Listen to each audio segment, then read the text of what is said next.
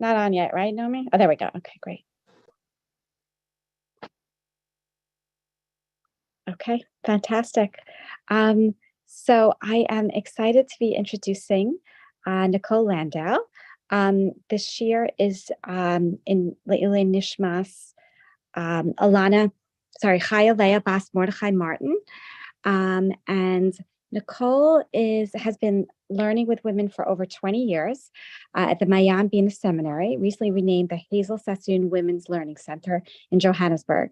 She also teaches at the Emunah Seminary in Glen Hazel and loves inspiring young people at the Orson Student Cure Organization. Nicole's shiurim range from text-based explorations to talks filled with joyous hashkafic excitement. Thank you, Nicole, for joining us. We are looking forward to hearing from you.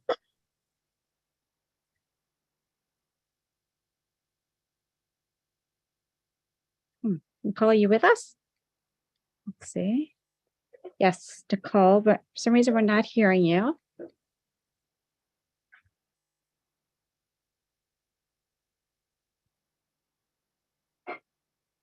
Because we're not seeing or hearing you, but I see you're here.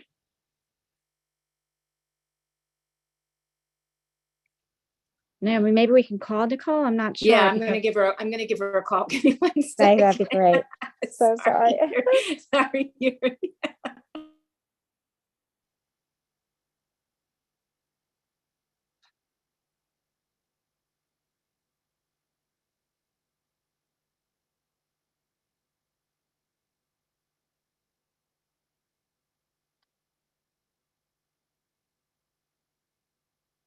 Sorry, everybody. Just bear with us.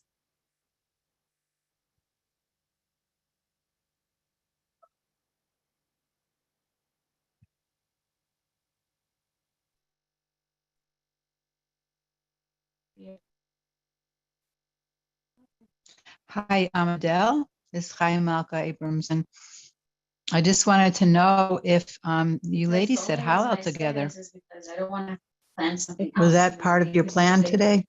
That's such a nice idea. It really is such a nice idea. I think it was not part of our plan. Probably just because with having a speaker also, it might just be too long for everybody, but it's such a nice idea. Okay. I wonder if we could stay on for those who can. I don't know if it's going to be available to Zoom after. No, I can't, Ellen. I need okay, never mind. Have a great day. Thank you. Listen. Oh, there we go. There's Nicole, Baruch Hashem. All right, sorry about that. There seems to be a problem with my computer audio, so now I'm on my phone. So Baruch Hashem for lots of technical things that we can do to make a plan. Can you all hear me? Is this good? Yes, yes, we can all hear you. Fantastic. Thank you so much. And we can also see your beautiful smile. Thank you. Can you see me? Chodesh Tov, everyone. I must say, if there's anything that I could have chosen today to put me in a good Adar mood, it would be speaking to this choshev group of Nishmas Leib. Just give infinite joy. So let's learn together. Be'ezras Hashem, let's just have a lot of Adar, deep Adar Simcha. So Purim is generally a chag that I find that I grapple with a lot more than the other chagim. And over the years, I've noticed that for a while it became like a bit of a checklist. You know, you've got these mitzvahs and the day, and there's so much to do, and tick off Megillah in the evening, tick off Megillah in the morning, shalach manos, matanos le'evyonim, gifts to your friends, monetary gifts to the poor, making sure that the Seudah is Seudadik and in the right time. And it becomes this incredibly physically orientated day, or the danger is that it becomes so physically orientated. And it's a juggling act, I've noticed over the years, to maintain the correct spiritual intention while being involved in this physical world and seemingly incredibly physical chag. So let's try and access something deeper and try and practically bring it gently down into the world for us to use in this beautiful month of Adar. I will just put it out there that I heard from Rav Shimon Wolpe in the name of the Leshem, and it's just to really put it out there how huge Purim is, that in the days of Mashiach, when the days of Mashiach resolve and we go into that final Shabbos stage, whatever that is going to be like 1,000 years of Yom Kippur / Shabbos. And that leads into 1,000 years of Purim after that, higher than that. So it's a tall order, but let's just feel out what we can. I heard from Rav Satorsky, and he brings from the Bnei Saschar, from the Zohar. He says, when Hashem created the world, so creation is 6 days of creation leading into Shabbos, but effectively creation starts on a Sunday. And actual creation starts the evening before that Sunday, which would be Motzei Shabbos. And I know you can break your brain trying to think where was Shabbos, because Shabbos hasn't sort of been created yet. So how could it be Motzei Shabbos that creation begins? But it's Motzei Shabbos. So the truth is, when Hashem creates the world, he speaks the world into reality. And speech is an action. It's a doing word. A little bit like when I pick up this glass and I'm going to drink. It's an action. I'm picking it up. But before I do any action, I have to want to do the action. There has to be a will. There has to be a desire. Action insists that there is a will or a want or a desire that precedes the action. So before Hashem creates the world, which begins Motzei Shabbos, he wants to create the world. There is a desire for creation. And that desire is a few moments before Motzei Shabbos, which falls out at Su'udah Shlishit, Shalosh Shudas time. Oh, that's an unusual time of day on Shabbos time, Shalosh Shudas, Su'udah Shlishit. Wow. And that is the time that holds Hashem's will for creation. The truth is, at that time, if one could survey one's week that has just passed and hold an intention for the week to come, then you are creating a week to come. Anyhow, let's focus on Hashem and what he was doing. So Rav Satorsky brings from the Bnei Saskar, from the Zohar, that this time of the day, Shalosh Shudas, is called, this is weird to do it on my phone. I'm such a little person on my phone. Maybe I must make myself bigger, then I can see myself more. I'm not touching anything. It's called Rava Deravin Ishtakach, which means the will of all wills I have found or I will find. Rava Deravin Ishtakach. Now let's make it bigger. Not just the week of creation. Last year when I met you wonderful, beautiful ladies, I spoke about Rosh Hashanah. And that fell out when I was talking about it. We were discussing Adam and Chava being created according to Rav Eliezer's opinion on the 1st of Tishrei. So it's only fair today to look at Rav Yoshua's opinion. And Rav Yoshua's opinion is that Adam and Chava were created on the 1st of Nisan. Now, if we backtrack from the 1st of Nisan, 5 days, because they created on the 6th day, we find that Hashem creates light on the 25th of Adar. So the first day of creation is the 25th of Adar.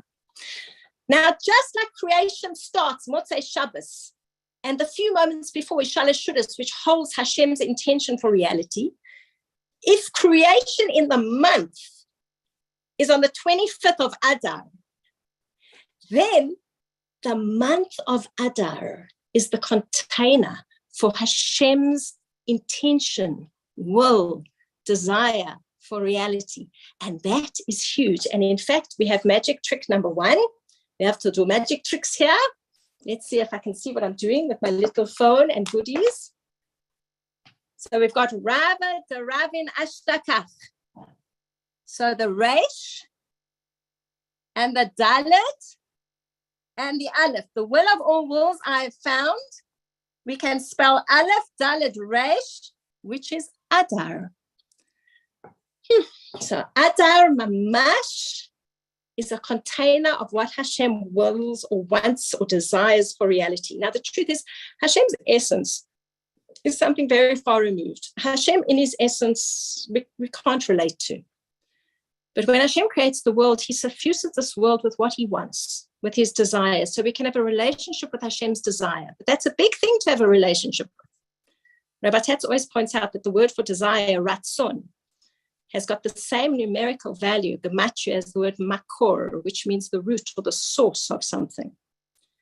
So when we relate to what Hashem wants, and we learn to want what Hashem wants, then we're really tapping into the root of, or the source of where Hashem comes from. Okay, so we've said some big things about this month. Huge things, actually. And in fact, let's make it more tangible. It's not a coincidence which parashas fall out in which month. This week, the parasha is Truma, and it leads into Truma, Tetzaveh, Kisisa, V'Yakov, Pekudei. There are 5 huge parashas that deal with the building of the Mishkan. The building of the Mishkan, how to build the Mishkan in such exquisite detail. What is the Mishkan?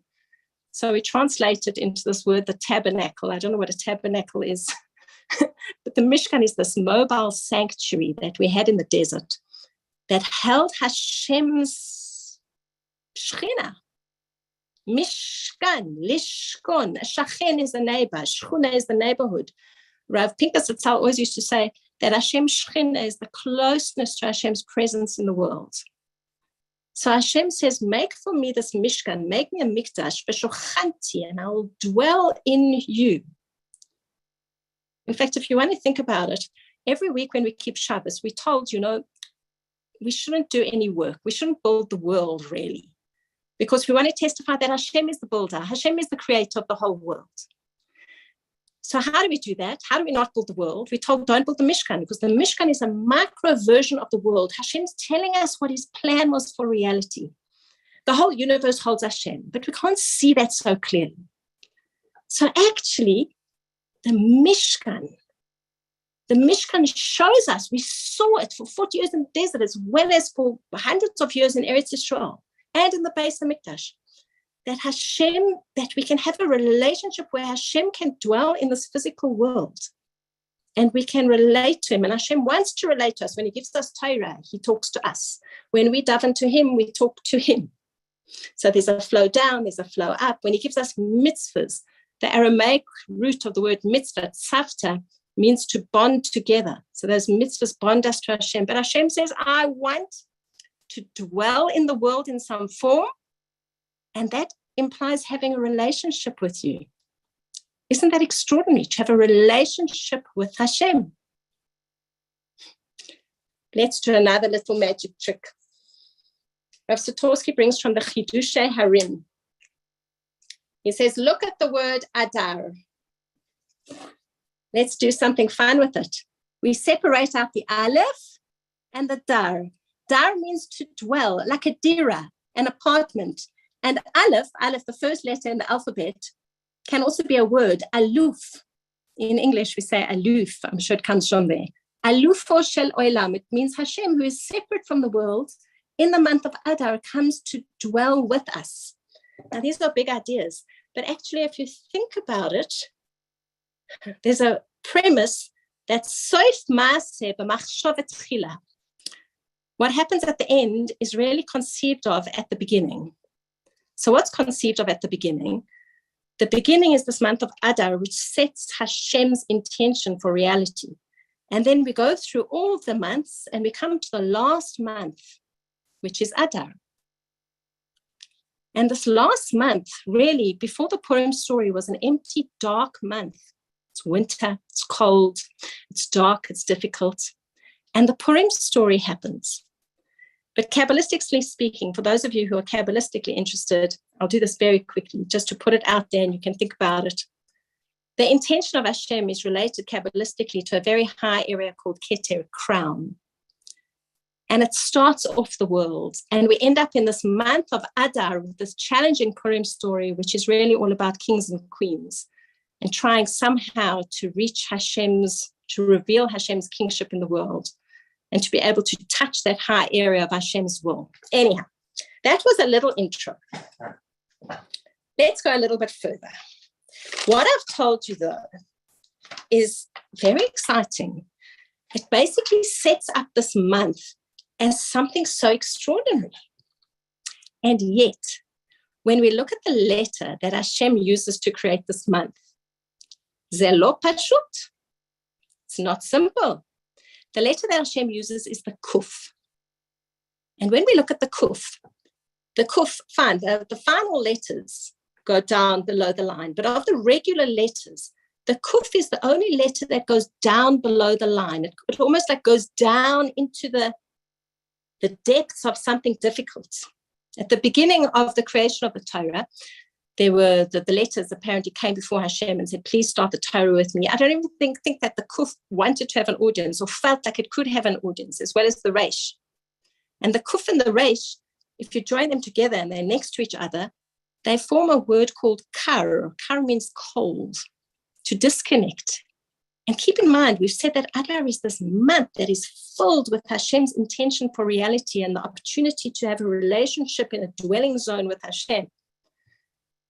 And yet this kuf is cold. And kar also forms the root of the word mikra. What does mikra mean? Mikra means to, some things just happen. They just happen. We can disconnect from Hashem as running the world, and we can say some things are coincidence. Kar. In fact, even if you take the letters resh and kuf, and you try and put a yud in, which is a powerful, beautiful spiritual letter, the resh and kuf overwhelm the yud and spell reik, which is empty. And if you take a shin is one of the mother letters, and you put it with the kuf and the resh, it overwhelms the shin and spells shekir, which is a lie or a falsehood. So what's going on here? Like, how is it? And the letters are holy. Hashem hasn't used a letter that is inherently problematic to create such an extraordinary month. But the truth is, the kuf has got such an incredible pull to the negative. It's like a catapult, actually. You know, like you take one of these things and you pull back. And when something's got a pull to the negative, when you let go, it's got such an equal opposite. It flies in the equal opposite direction. And the result is such an incredible positive result in opposition to the potential that it could have had in the negative direction. And the truth is, there's a spiritual principle. And the spiritual principle, we all know this, but I think we just need to revise it every year when we come into these chag, in these months.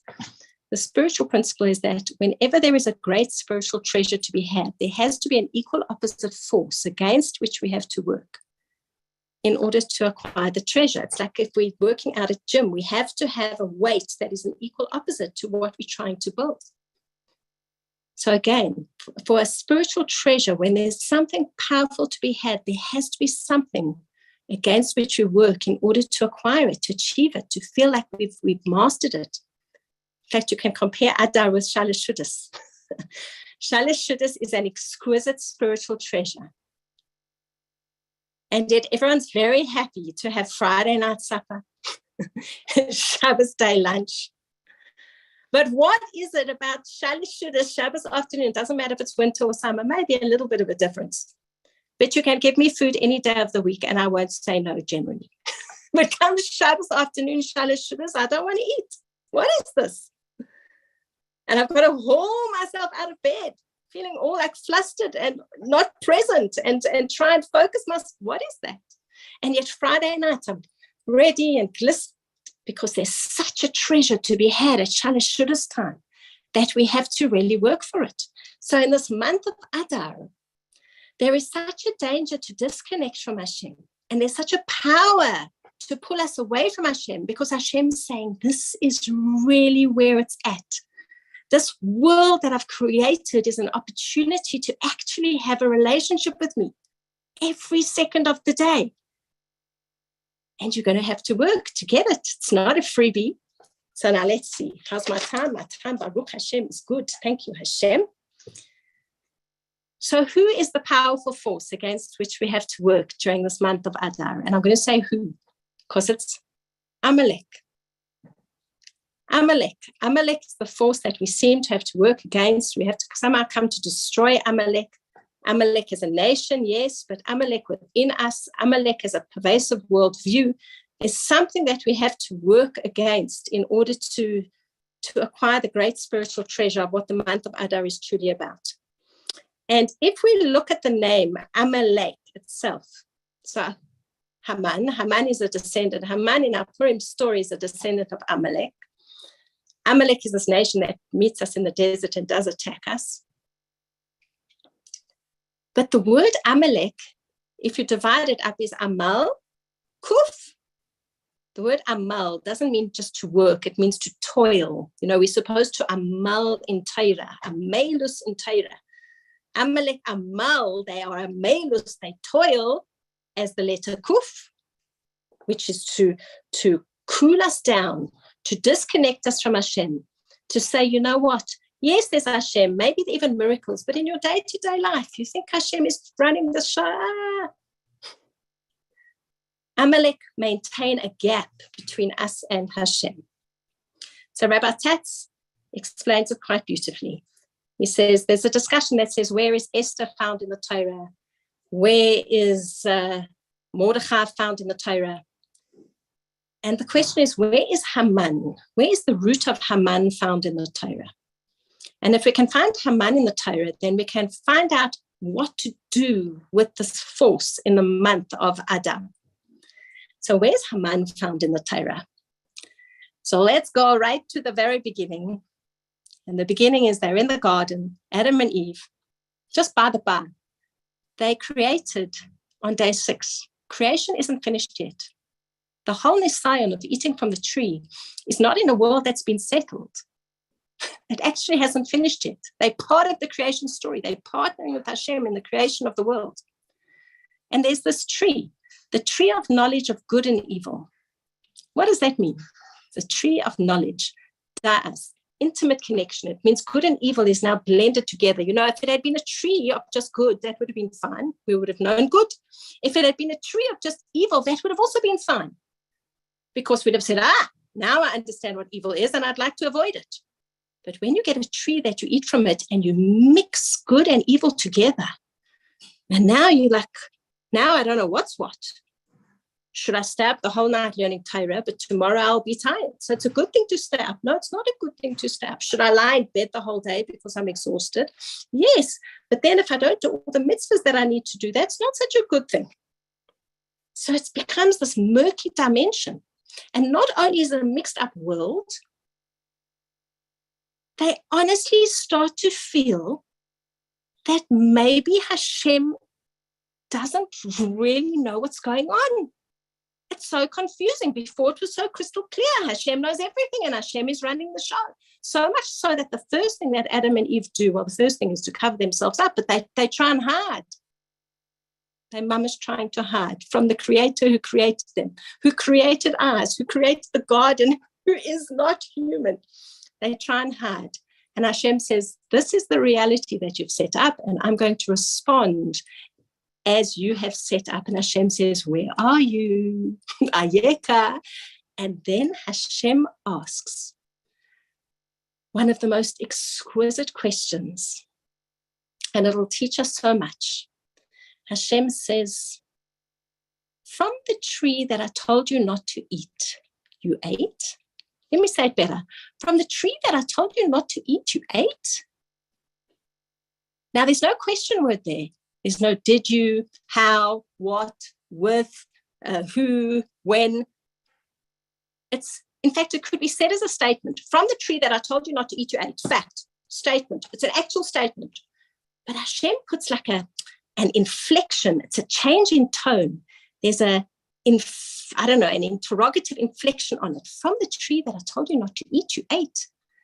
And the questioning part of the word is Hashem takes the word from and puts a ha on it. Ha is the letter of this world. The ha creates the physical world.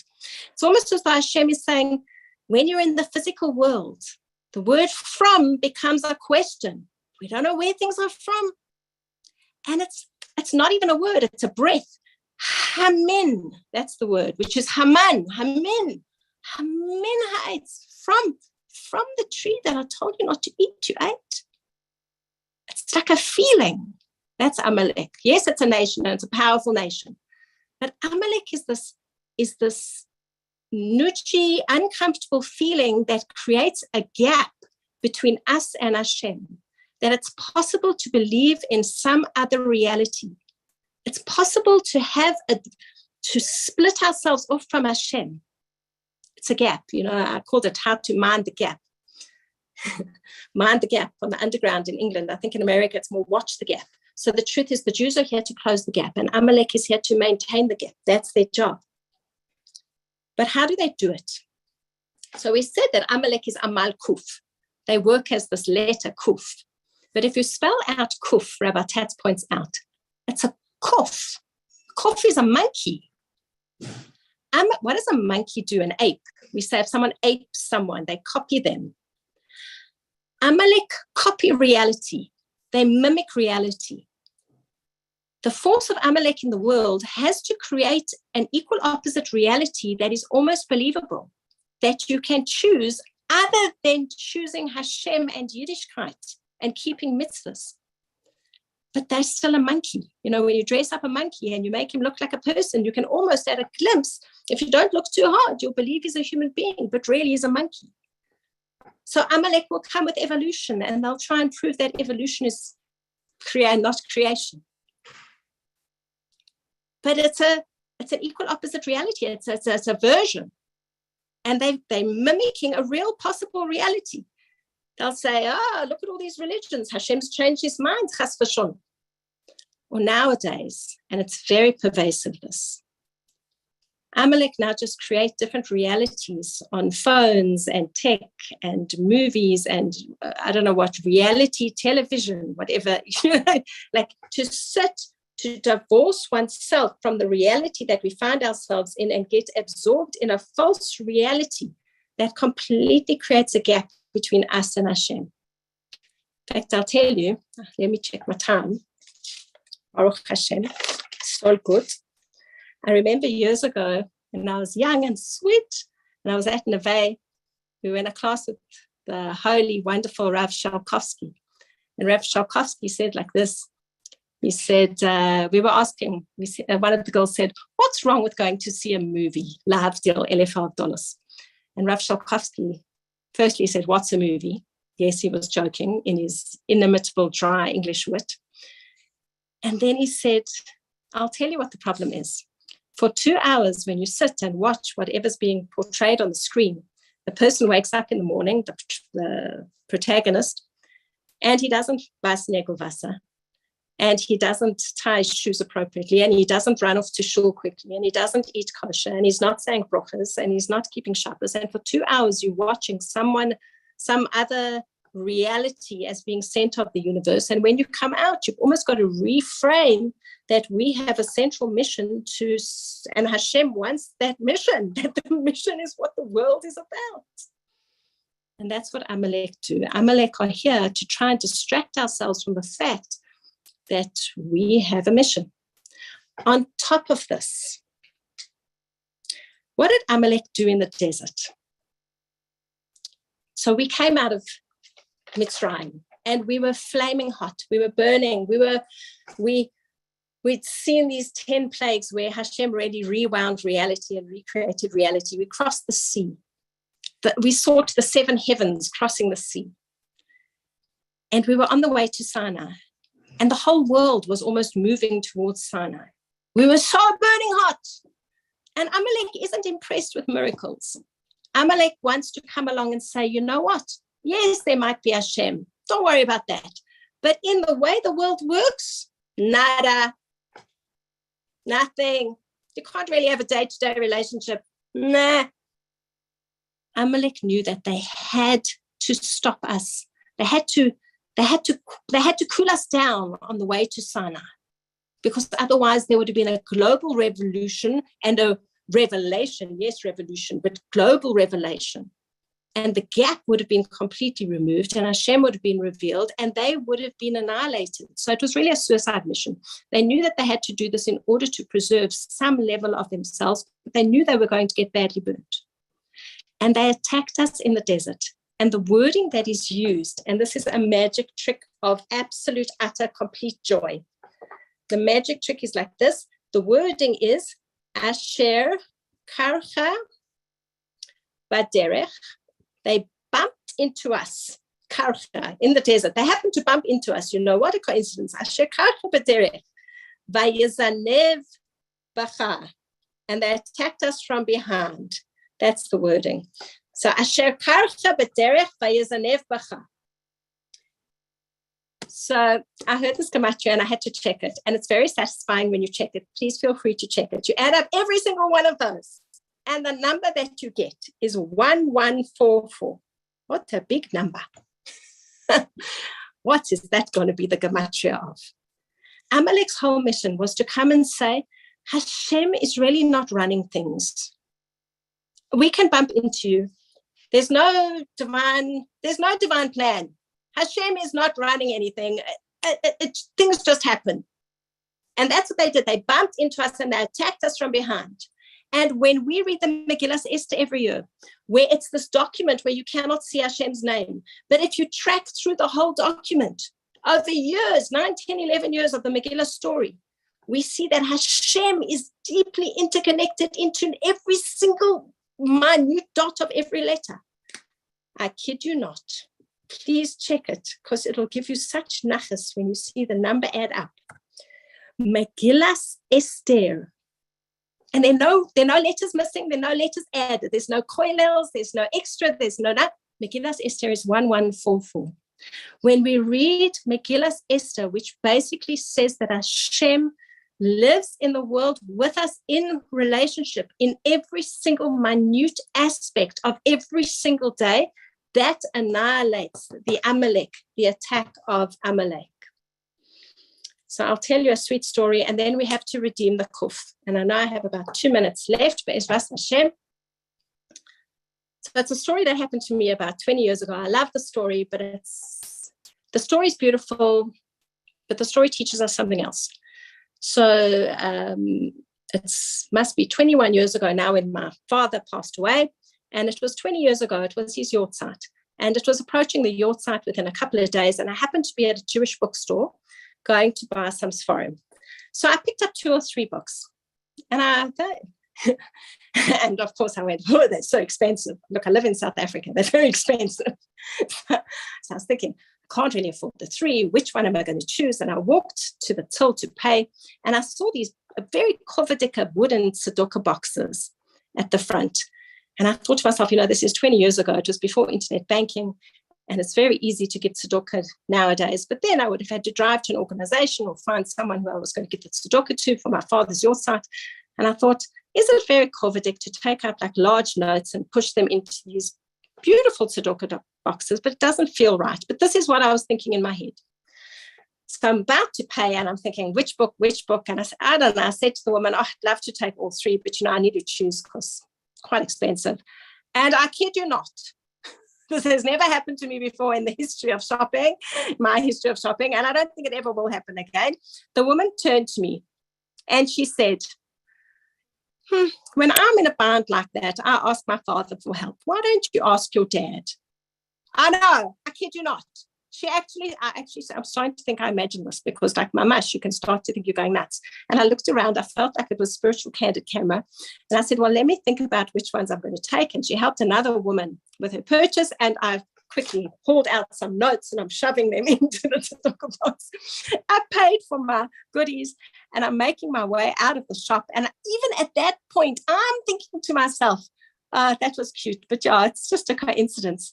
And as I'm walking past, there's a row of books on a shelf, and they're not even with their fronts facing forward. They've got their spines facing out. And a thin little book amongst all of these books caught my eye, and I read the title along the spine, and the title was, There's No Such Thing as Coincidence. I know, at that point, I was like, okay, Hashem, you've got me. So the story is beautiful. And you do find these stories. But the truth is, these stories happen every day, but we don't notice. These stories are 24/7. And I'm not meaning these stories that are so, oh, wow, are 24/7. Every minute of your day is being run like that in relationship with Hashem. And that is the Amalek that we need to destroy. to know that we are completely 100% in relationship with Hashem. And now we need to redeem the kuf for the last minute or so, because how on earth can this letter create this incredibly powerful month? It has to have an equal opposite. If the kuf has got the possibility to disconnect us, to be part of Amalek, by the way, Amalek is the root of doubt in the world. It's doubt that's pushing us away. And in the Torah, there is no word for doubt in the Hebrew language, because the Torah is all about truth and clarity. So the Chachamim had to make up the word for doubt. So they created the Hebrew word safek, and they created it by using the gematria of Amalek. So, and by the way, how much doubt do we need to have in order to have doubt? You know, if you had a lot of doubt, then you pretty much know that something's a bit off.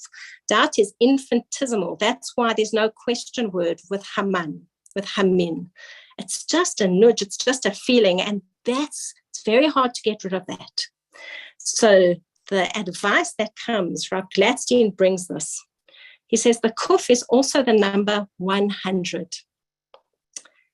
And he brings from the Bnei Yisachar that every single month has got a malach. And the malach for this month, you know what his name is? His name is Avarchiel. I will bless Hashem. He says, what are we supposed to be saying? Ma Hashem sha'al mimcha. What does Hashem ask from us? Me'ah, 100 brochas. And the Megale Amukos says, Avarchiel, the Malach Avarchiel, who is in charge of the month of Adar, he is Mamune, he is appointed to be in charge of the 100 brochas that need to be coming into the world every single day. And what is a brocha? It's acknowledging Hashem when I pick up something to drink, when I'm tying my shoes, when I'm getting dressed, when I'm doing whatever I'm doing. It's about acknowledging that Hashem has set up an opportunity to be in relationship. And he sets this up right at the beginning with his intention in that original Adar preceding creation. And really to be able to beat the kuf, the negative pull of the kuf, which disconnects us, and use it to completely connect to Hashem. It does say that one of the greatest simchas is the removal of all doubt. And that should usher in an Adar, that when we speak about Adar, we say, Mishe Nichnas Adar Marbin B'Simcha, with the eradication of all doubt and absolute connection to Hashem's will for reality. Thank you, ladies, for letting me chat to my little face in my phone. I couldn't even see everybody today. Chaval. So, Chodesh Tov, everybody.